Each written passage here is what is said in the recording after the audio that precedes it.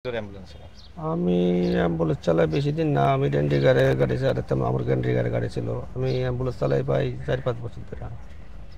এই যে রাস্তায় অ্যাম্বুলেন্স চালানো কি কি ধরনের প্রতিবন্ধকতা শিকার?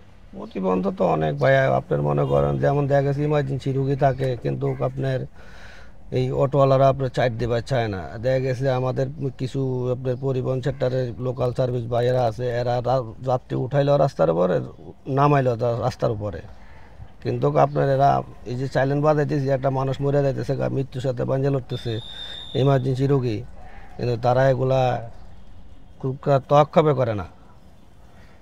এর ভিতরে দেখা গেছে আপনার মনে করেন আমি দেখা গেছে লোকাল বাসটা আমার চাইট দিল না, আমি বামে ঢুকাই দিলাম। বামে ঢুকাই দেওয়ার পরে দেখতেছি দেখা গেছে বামে ভরার পরে আমি তার অটো রিক্সা দেখি না, অটো রিক্সা দেখা গেছে 5-7 জন মানুষ নিয়ে উপরের থেকে আইসা পড়ে, উল্টা পথে আসতে পারে একটা হাইওয়ে রোডে। এখন আমি কি গাড়ির টারে বাঁচাবো না ওরে বাঁচাবো? তখন ব্যাপারটা হয় যে গাড়িতে একজন থাকে আর ছোট রিক্সা 5 জন। 5 জন থাকে, তাহলে কি করব বলেন? এখন এরা তো কোনো নিয়ম কারণ বলতে মানতে চায় না। আমার কথা হলো তারা চালাক, সমস্যা নেই, তারা রাস্তার সাইড দিয়ে চালাক, কিংবা আলাদা লেন করুক তাদের জন্য, কিংবা মহল্লায় চালাক। তারা যে হাইওয়ে রোডে এইভাবে ব্যাপাররা চালায়, আমাদের তো অনেক অসুবিধা। আর ওরা তো এটা বুঝতে চেষ্টা করে না, যেটা তো বিয়ার গাড়ি না, বিয়া খাইতে যায় না, এটা হসপিটালে যায়। একটা মানুষ যখন মৃত্যুর সাথে পাঞ্জা লড়ে, স্টক করে, অ্যাক্সিডেন্ট করে দ্রুত, ওর মতন এক রিক্সাওয়ালাই মনে করেন, ধরেন এক অটোওয়ালাই অ্যাক্সিডেন্ট করলো, ওই অটোওয়ালারা নিয়ে আমি যাইতেছি, কিন্তু আরেক অটোওয়ালা তো আমাকে চার্জ দিচ্ছে না, ও তো মরে দিতেছে গাড়িতে। কিন্তু ওরা তো বুঝতে চেষ্টা করে না জিনিসগুলা। রাতের বেলায় যখন এইরকম সিচুয়েশন হয় তখন মানে ব্যাপারটা অনেক ভয়ঙ্কর না? ভয়ঙ্কর। আপনার মনে করেন এখন ওই যে কি করব, আমাদের কি করার আছে বলেন? অনেক সময় দেখা গেছে পুলিশের সামনে বললে পুলিশ অত সহযোগিতা করে আমাদেরকে। দিয়ে দেখা গেছে অনেক সময় আমরা যখন রাস্তার ডাইন সাইড খালি থাকে, তখন আমরা উল্টা মারার চেষ্টা করি। না আমরা বাঁচবো না মরবো আমরা সেই চিন্তা করি না, কিন্তু গাড়ির যেটা আছে ওটারে বাঁচানোর জন্য আপ্রাণ চেষ্টা করি, তারপরে মরে গেলে আমাদের আর কিছু করার থাকে না। অনেক সময় আমরা নিজেরা কান্দা দিই যে এত কষ্ট করে আইন বাঁচাইতে পারলাম না, মাঝপথে রাস্তায় জামে করে মারা যায়। অধিকাংশ লোকে মনে করেন রাস্তায় মারা যায় পুলিশের, যারা সিরিয়াস রোগী।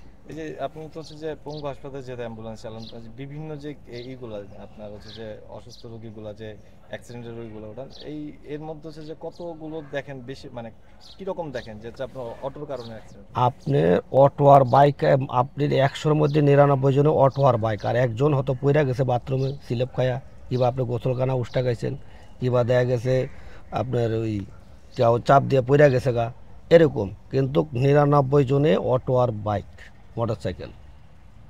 আপনি ভালো চালাইতেছেন, আরেকজন আপনার দাদা দিছে, আপনি ভালো চালাইতেছেন, আরেকজন মোটর সাইকেল আপনি দিয়ে ধাক্কা দিছে, আরেক বাইকালা ভাই আর করে কি আরেকজনের ধাক্কা দিয়ে বালাই দিয়ে গেছে। এই অবস্থা রাস্তাঘাটের। গণভবনের সামনে একটা সময় হচ্ছে যে আপনার 5 আগস্টের আগে একটা সময় রাস্তা বন্ধ থাকবে, এই সময় কি ধরনের সময়? এই সময় অনেক রুগী এলাকা মারা গেছে। এটা একটু বিস্তারিত বলেন, কোথায় বন্ধ সেটা থাকবে? হইলেও মনে করেন দেখা গেছে আপনি উত্তরবঙ্গ থেকে রুগীটা নিয়ে আসছেন, রংপুরতে নিয়ে আসছেন, ঠাকুরগাঁতে নিয়ে আসছেন, দিনাজপুরতে নিয়ে আসছেন, বগুড়াতে নিয়ে আসছেন। দেখা গেছে রুগীর শ্বাসকষ্ট অনেক বেড়ে যায়, দেখা গেছে স্ট্রোক করছে কিংবা শ্বাসকষ্ট রুগী, এই রুগীগুলো দেখা গেছে অক্সিজেন লাগানো থাকে, তখন 11টার সময় যখন রাস্তাটা বন্ধ করতো, কোন রাস্তাটা? এই যে আমাদের মিরপুর রোডটা, এই যে গণভবনের সামনে? গণভবনের সামনে, এই রাস্তাটা যখন বন্ধ করতো, কিন্তু আপনার মনে করেন 2 রাস্তার গাড়ি একসাথে হতো, তখন এই জাম অনেক সময় হেমায়তপুর চলে যেত গা, বৈলাপুর চলে যেত গা, সেই গাবতলিতে ধাক্কাইতে এখন 2 রাস্তা যদি জাম হয় তো আপনি উল্টা মারা যায় না। অনেক সময় মনে করেন এই জামে পড়ে বহুত রুগী মারা গেছে, অনেক রুগী মারা গেছে গা, হসপিটাল পৌঁছাইতে পারে না। যেমন দেখা গেছে ঢাকা মেডিকেল ব্যবহার করছে, হৃদরোগ ব্যবহার করছে, ক্যান্সারের ব্যবহার করছে, মানে টিবিতে পাঁচ ব্যবহার করে। আগস্টের পরে এই পরিস্থিতি তো আর নাই, এখন না কিরকম? এখন মোটামুটি রাইতে অতটা জাম হয় না ইনশাল্লাহ, মোটামুটি গাড়ি দ্রুত ঢুকে থাকে, 2 রাস্তা খোলা থাকে তো, 2 রাস্তা খোলাতে অতটা চাপ হয় না এখনো। আপনার নামটা কি? আমার নাম জহির, মোহাম্মদ জহির।